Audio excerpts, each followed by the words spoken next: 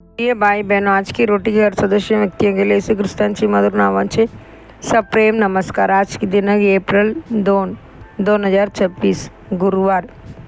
रक्तवर्णी गुलाब। मी सारोनाचा गुलाब आहे आणि दर्यातील कमल आहे।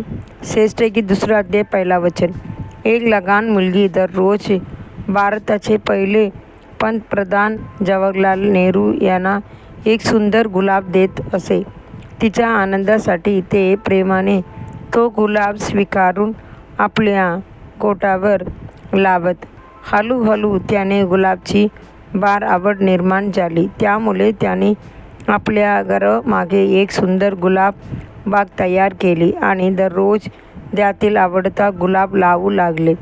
जेव्हा त्यांचे निधन झाले तेव्हा माली हातात गुलाब घेऊन धावत आला आणि रडत म्हणाला, बाबूजी, तुम्हाला आवडणारे फूल मी आणले आहे, कृपया डोळे उघडा, ते द्या आणि तारण करा। पण हाय, याने स्वर्गीय सारोंचा गुलाब तारण केला नव्हता, जोच आनंद महिमा देतो। गुलाब लाल रंगाचे असतो। तो आपल्याला येशूच्या रक्ताची, त्यांची बलिदानाची आणि कल्वरीवरील मृत्यूची आठवण करून देतो। दुसरीकडे कमल पांढरे असते आणि येशू ख्रिस्ताचे पवित्रता आणि शुद्धतेचे प्रतीक आहे। गरज तो गोरा आणि तांबूस नाही काय?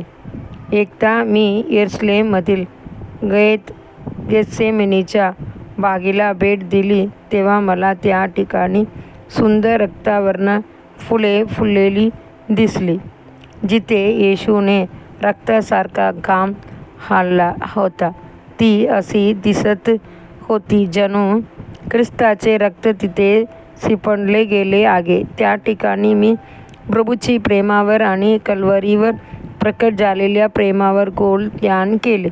कल्वरीच्या टेकडीवर त्याला मारहाण करण्यात आले आणि चिरडण्यात आले आणि त्याने आपले सर्व मौल्यवान रक्त सांडले।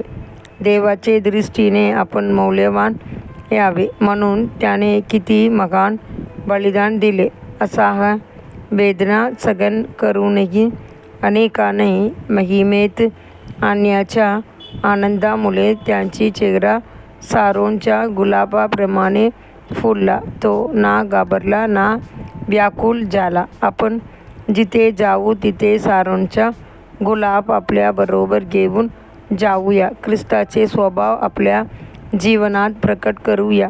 आपल्या जीवनाला त्यांच्यासाठी सुगंधी बनवूया। मग आपण आनंदाने भरलेले आणि प्रत्येक आशीर्वादाने समृद्ध असे लोक होऊ। जर तुम्ही एखादा गुलाब हाताने चिरडलात किंवा पायाखाली तुडवलात तरी तो तुमच्या हातांना आणि पायांना सुगंध देतो। देवाची लेकरांनो, जिथे द्वेष आहे तिथे प्रेम दाखवूया। जिथे कटुता आणि जखमा आहे तिथे क्षमा करूया। जिथे शंका आहे तिथे विश्वास दाखवूया। अधिक चिंतनासाठी वचन। देवाची आभार असतो, जो नेहमी आम्हाला ख्रिस्तामध्ये जय मिळवून देतो आणि आमच्या मार्फत प्रत्येक ठिकाणी त्यांची ज्ञानाची सुगंध पसरवतो। कारण आम्ही तारण पावणाऱ्यामध्ये आणि नाश पावणाऱ्यामध्ये देवासाठी ख्रिस्ताची सुगंध आहोत। दुसरी कोरिंथीकर 2 अध्याय 14 आणि 15 वचन। दिवसासाठी बायबल वाचन। सकाळी न्यायाधीश 16 अध्याय 17 अध्याय 18 अध्याय। संध्याकाळी लूक 7 अध्याय 1 ते 30 वचन। धन्यवाद।